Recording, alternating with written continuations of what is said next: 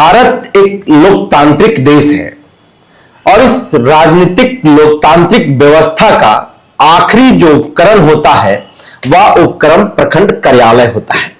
और इस प्रखंड कार्यालय के अंदर यह जिम्मेवारी होता है कि आखिरी पंक्ति की जो व्यवस्था है, उनकी जो समस्याएं हैं, उन समस्याओं का हम समाधान करें और उन्हीं की समस्याओं को समाधान करने के लिए वही आखिरी पंक्ति के व्यक्ति के विकास के लिए केंद्र सरकार से लेकर के राज्य की सरकारें जो है वो विभिन्न प्रकार की योजनाएं बनाने की काम करते हैं। करोड़ों रुपया जो है उन व्यक्तियों के विकास के लिए जो है वो जारी करने का काम करते हैं। लेकिन क्या सच में जिन योजनाओं को केंद्र सरकार या राज्य सरकार बनाने की काम करती है, जिन योजनाओं को लाने की बात करती, जिस पर वो पहल करती है, उन योजनाओं का लाभ उस आखिरी पंक्ति के व्यक्ति तक पहुंच पाता है या फिर बीच रास्ते में ही दम तोड़ देता है? और जिस आखिरी उपकरण के बारे में हम और आप जानते हैं इस लोकतांत्रिक व्यवस्था के अंतर्गत, क्या वह आखिरी उपकरण अपने ईमानदारी पूर्वक वह कार्य कर पा रहा है? क्या गांव घर के लोगों को वहां पर वो समुचित व्यवस्था मिल पा रहा है? अगर वो प्रखंड कार्यालय जा रहे हैं अपनी समस्याओं को लेकर के, तो क्या उनकी समस्याओं का समाधान हो रहा है? उस प्रखंड कार्यालय में बैठे जो पदाधिकारी हैं, सरकारी बाबू, क्या उनकी समस्याओं को सुन पा रहे हैं? और अगर सुन रहे हैं तो क्या उनकी समस्याओं का समाधान हो रहा है, या फिर गांव घर के लोग चक्कर काटते काटते जो है वो दम तोड़ दे रहे हैं? आज इसी विषय पर हम चर्चा करेंगे। यह चर्चा कई एक मायने में बहुत महत्वपूर्ण है और महत्वपूर्ण और तब ज्यादा हो गया है जब झारखंड के मुख्यमंत्री हेमंत सोरेन ने खुद भी इस बात को स्वीकारा है कि हमारा जो राज्य है, जिस राज्य को लोग खनिज संपदाओं के लिए जानते हैं, जो राज्य को आदिवासी बहुल्य राज्य के तौर पर जानते हैं, जिस राज्य की परिकल्पना हमारे पूर्वजों ने अपने आंदोलन के दम पर किया है, जिस झारखंड की उपज आंदोलन की कोख से हुई है, उस झारखंड प्रदेश में आखिरी उपकरण के प्रणाली में जो है वो दलालों का कब्जा है। यही बात तो पिछले 25 वर्ष से झारखंड के लोग कह रहे हैं, झारखंड के आम लोग कह रहे हैं, गरीब गुरबा कह रहे हैं कि हे मुख्यमंत्री महोदय, आप जिन योजनाओं को लेकर के बड़े बड़े ढोल पीटते हैं, जिसको लेकर के बड़े बड़े दावा करते हैं, उन योजनाओं पर आप ही के जो बिचौलिया हैं, उन बिचौलियों का उस पर कब्जा है। हम तक तो उन योजनाओं का कोई काम पहुंचता ही नहीं है, उसका लाभ तो हमें मिलता ही नहीं। और मिलता किसको है, इस बात को लेकर के भी गांव घर के लोग कहते हैं, मिलता वैसे लोगों को है जिनकी पकड़ ऊपर लेवल तक होता है।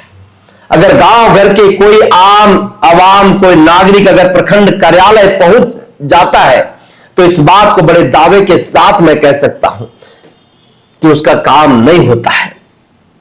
और आज मुख्यमंत्री हेमंत सोरेन जिस बात को लेकर के कह रहे हैं, जो बात वो कह रहे हैं कि झारखंड में जो प्रखंड कार्यालय हैं, उन प्रखंड कार्यालयों में दलालों का अड्डा बना हुआ है।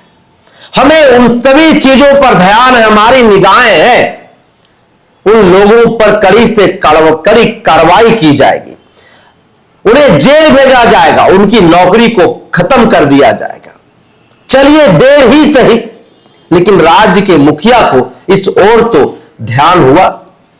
उन्हें अब तो समझ में आया कि हम जो लोग कह रहे हैं, झारखंड के 4 करोड़ से ज्यादा आबादी जिस बात को कह रही है, उस बात की आवाज झारखंड के मुख्यमंत्री के कानों तक भी पहुंच गई है। झारखंड प्रदेश में 262 जो ब्लॉक है, उन सभी ब्लॉकों में आप देखिए तो दलालों का अपना एक कुनबा है, अपना एक दबदबा है। ब्लॉक में बैठे जो सीओ हैं, जो बीडीओ हैं, जिनके जिम्मे उस प्रखंड का विकास करना है। चाहे प्राकृतिक संसाधनों को संरक्षण संवर्धन करने की बात हो, चाहे आखिरी पंक्ति की हर समस्याओं की समाधान करने की बात हो, चाहे सांस्कृतिक विरासत को बचाने की बात हो, चाहे सामाजिक आर्थिक तौर पर उन आखिरी पंक्ति के समुदाय या फिर उनके लोगों को संरक्षण संवर्धन देने की बात हो, यह सभी जिम्मेवारी जो है उस प्रखंड कार्यालय के पदाधिकारियों की है। लेकिन होता क्या है, यह आपसे छुपा नहीं हुआ है। प्रखंड कार्यालय में बैठे हुए जो बाबू साहब लोग हैं, वो बिना पैसे का कोई काम नहीं करते हैं। प्रखंड कार्यालय के साथ साथ उस प्रखंड के अंतर्गत आने वाला जो थाना है, वह थाना की भी इन तमाम चीजों में बड़ी संलिप्तता होती है। खास करके झारखंड में जमीन का जो विवाद है, जमीन की जो दलाली है, उसमें प्रखंड कार्यालय और थाना का जो है वो चढ़ बढ़ करके उसमें हिस्सेदारी होती है। जो जमीन कारोबारी होते हैं, जो जमीन का काम करने वाले लोग होते हैं, वो थाना प्रभारी हो, थाना के एसआई हो या फिर थाना के वैसे तमाम जो पदाधिकारी हैं, एका दुका छोड़ करके कुछ लोग ईमानदार भी होते हैं, उन लोगों को छोड़ दीजिए तो सभी लोग जो है बिना पैसा लिए कोई काम नहीं करता है। ठीक उसी तरीके से अंचल में जो बैठे अंचलाधिकारी जो सीओ हैं, और इस झारखंड प्रदेश में कई एक ऐसे प्रकरण देखा है जिस प्रकरण के तहत दर्जनों जो सीओ हैं वो जेल के सलाखों के पीछे जा चुके हैं। वीडियो कई एक ऐसे रहे हैं जो जेल के सलाखों के पीछे गए हैं, घूस लेते हुए रंगों हाथ पकड़े गए हैं।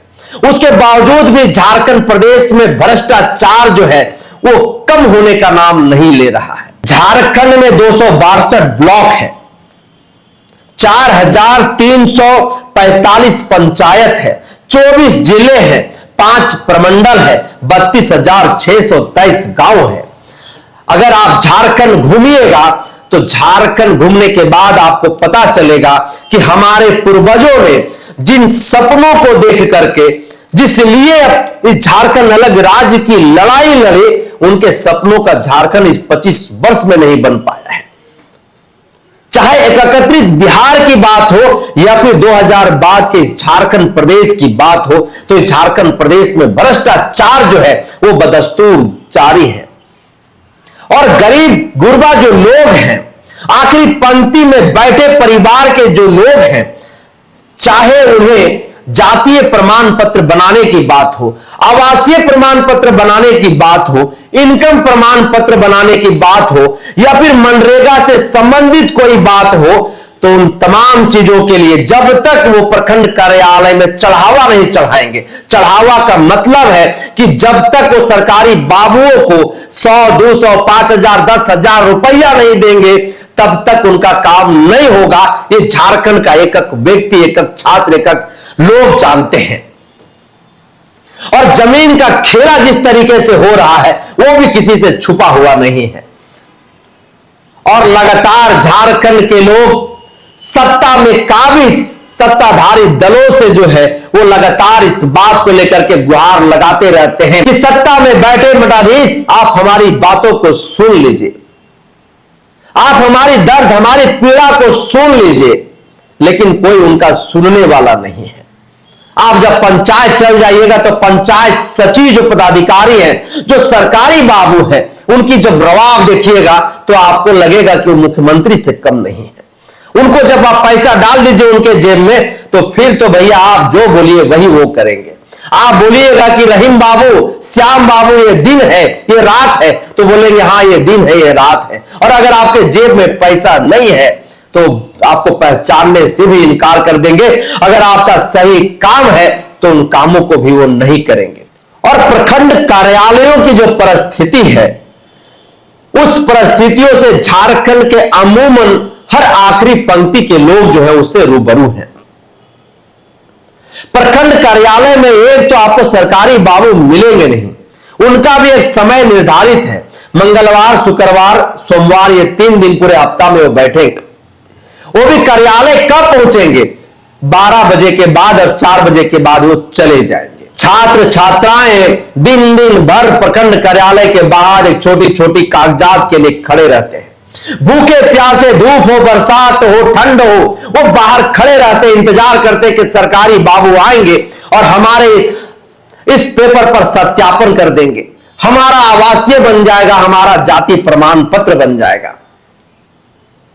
बूढ़ी दादी लोग खड़ी रहती हैं कि हमारा पेंशन का काम हो जाएगा, वृद्धा महिलाएं खड़ी रहती है कि हमारा पेंशन का काम हो जाएगा, विकलांग खड़े रहते हैं, लेकिन उनका सुनने वाला कोई नहीं है। सरकारी बाबू को तो तनख्वाह हर महीने उनके खाते में चला जाता है।